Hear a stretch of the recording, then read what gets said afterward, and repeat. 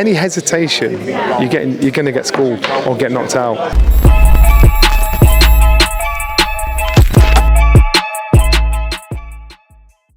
This is Jonathan Anger, fifth Pro Boxing Fans, joined by former cruiserweight world champion, Sky Sports pundit Johnny Nelson here in London ahead of a big fight October 21st.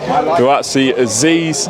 Johnny, what fights does this remind you of? Is it a throwback fight for you? Give me one fight you think this reminds you of. Well, we all know it's not a secret. I think Aziz reminds me is the way he's modelling himself is on Marvin Hagler, and then Buatsi, it reminds me of a mini Evander Holyfield.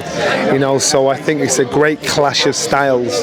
Familiarity may be a bonus, or it may be a curse, because these two guys know each other, know what they're about, what they're good at, and what they're not good at. So it's intriguing to say the least. It's not a secret that Buatsi is probably the favourite. Aziz kind of admits that, but Aziz is in a developing fight that thinks, you know what, this is the challenge for me. For you, it's going to be hard for you to lift yourself, to think this student that used to boss around, that used to look up to you, can beat you. So they're the two dangers on both sides for both fighters. So I think the fight itself is going to be an intriguing one, an interesting one. There's no bad blood between these boys. There's a respectful vibe between them both, and it's gym friendship. These guys, there's no bad blood, and it doesn't need to be that, because it'll still be a good fight. You've been backing Dan Azeez from the off. I remember speaking to you a year or two ago, and you were saying this guy, you really like how he's approached his career. He's never had it given to him from the start. How has he got from where he was to this point, and how impressed have you been by him? Hard work. He's got himself to number 2 in the world governing bodies. Hard work. It's not been given to him. He's fought his way into that position. I get that. I feel that, because I hear that. That was me. But then, so he'll value his position. He'll not get complacent. He'll not think I'm the bee's knees. Everybody knows my name now. Got a bit of money in the bank. Got a nice car, nice clothes, everything. He wants to. You know what? I want more. He's hungry, and so that's something that's inbred in you. So the other thing is this: if he becomes world champion, he's going to be one of those champions that actually wants more.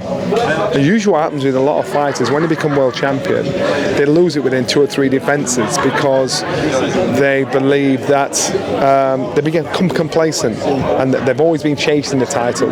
So once they've got it, their motivation, it drops a little bit. The thirst has been quenched. I don't think Dan's that kind of fighter. I think he's worked hard enough to get to this position as it is. So again, that's why I sung this boy's praises. I like his work ethic and everything. Your old division is in full force. Finally, we get Chamberlain and Lowell on this card. What do you think the difference is going to be for both men? Emotions. Chamberlain has experience. Lowell has the title. Chamberlain can cause trouble in an empty room. Lowell wears his heart on his sleeve. Chamberlain has been dogging Lowell, and Lowell has not liked how he's been represented or portrayed. So therefore, I think this is you want to keep your eye on. Chamberlain can't afford to be losing to Lowell, because he's always been a nearly man, and so lost to a Coley, lost to Bill and Smith. He doesn't want to be that guy.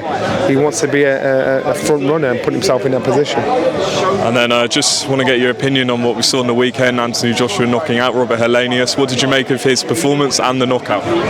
Great knockout. Everything, hand-foot-eye coordination, power, let the hands go.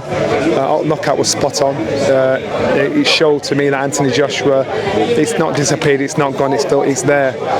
Before that, it's also showed me that Anthony Joshua needs to believe in what he's trying to what he wants everybody else to believe in, himself, and then in doing that, his feet will be in unison, his hands will be in unison, his commitment, his intention when he's fighting, there will be, because when you get in there with the top fighters, any hesitation, you're going to get schooled or get knocked out. You can't afford to be that fighter, because he's a former 2-time world heavyweight champion. So now them chances are gone. That learning's gone. He's learnt now. He's that fighter now. So he needs to take himself out of that mindset. So it just tells me that he doesn't believe, up until the knockout, he didn't believe in him. And that's been the question. The knockout proved he did, but it took him 7 rounds to actually think, well, actually, I can do this. You know, his problem is he's a very intelligent guy, so he overthinks it a lot. And that's the problem. Arguably, though, is he in now a better position to fight Deontay Wilder? Because people were looking at it and saying he's adding different aspects to his game. He's not as gung-ho as in previous years, especially against someone like Deontay Wilder. So is he in a better position to fight Wilder now than a few years ago? That fight was always possible. For him on a personal level, he probably always wanted that fight. I think for him, looking from the outside in as an ex-professional and ex-champion, my answer is this: he needs to believe in everything about himself from the first bell. Not a warm-up, 2 or 3 rounds in, all right, he's got this, he's got that. He needs to know what he's capable of doing to put it on the Wilder. In being that fighter, yes, he's ready. I think Saturday showed us that what he could do. Saturday also showed us what he shouldn't be doing. Saturday also should also show him, I can do this shit. And I don't have to prove nothing to all you people that are naysayers, haters, whatever. Forget that. Forget that. This is why. I think I posted something about a lion getting penalised for arguing with a donkey. A donkey don't know nothing, so why are you wasting your time arguing with him? AJ, you're a lion. You concern yourself about what the donkeys are saying, and that's where his problem is. Your old pals David Haye and Tony Bellew both suggested that Joshua should look at having another fight before Deontay Wilder. David Haye said that he feels like he needs to, like you said, go in with that confidence and fight another version like Helenius as if he's fighting Deontay Wilder. Do you agree? Totally. And then listen, again, it's a play. Listen to the words that you're hearing. So AJ said, I want to fight at least 2 times this year. Eddie said, that we're looking at that fight. We're looking at that the Wilder fight next. We're looking at it. It's not a done deal. The deal hasn't been done. It's keeping the conversation going. Look at the devil's in the detail. That fight's not happening next. AJ will have another fight before then, and that's how it should be. And I'm quite sure the people around him are thinking, we need to get another one out here. So don't get gassed with what you think you heard. Eddie didn't say it's Wilder next. They said we want Wilder next. And so to create the conversation and the thought process, everybody's now saying he's fighting AJ. He ain't fighting Wilder next. He'll fight somebody else next. And who is that person, in your opinion, that isn't, I guess, too risky before a huge payday in Saudi Arabia? You know what? If you're going to fight the best, the risk factor is gone. He's got to prove he can get in there and get it done. And that's that fight to say, I deserve to be here now.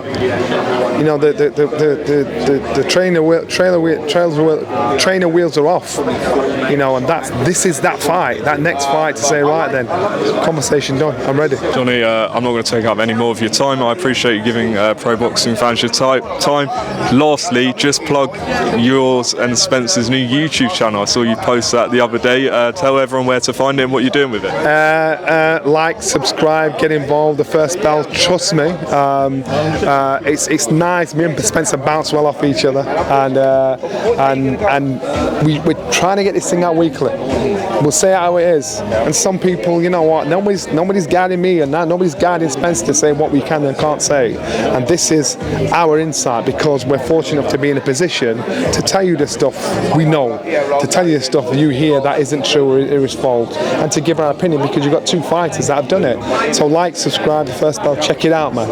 I'll leave a link in the description to that. Johnny, appreciate your time and enjoy the press conference. Nice one, bro.